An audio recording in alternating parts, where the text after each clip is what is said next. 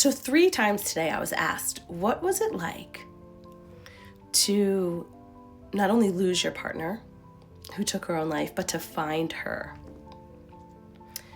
And I think that's where people sort of confuse grief with trauma, right?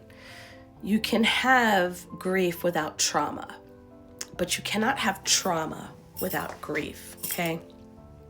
So there's 2 things, right?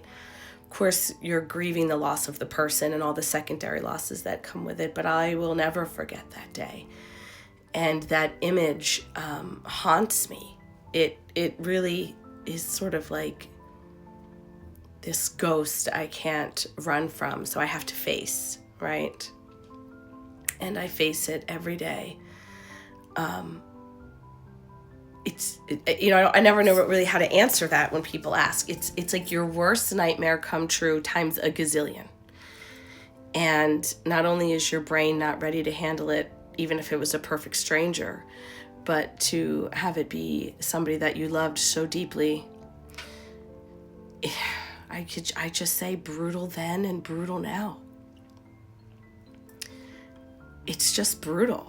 I mean, it's just not something that fades away. I mean, of course, like I teach in my course and in my clients, there's reframing and all that stuff that we do, desensitizing and all of that. And many of you on my lives hear me talk about that quite often. And of course I do that work. But, at the end of the day,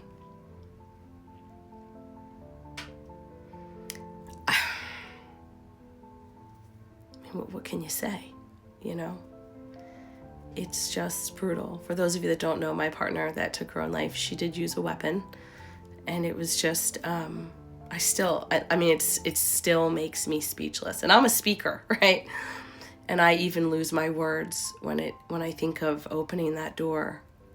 The sound that came out of my mouth, the feeling that I absolutely just detached from my body. The horror, I can't describe. It's indescribable. It's forever changed me, as it should, right? So, I've been asked that a lot today. I don't know how else to answer it other than that. Brutal then and brutal now.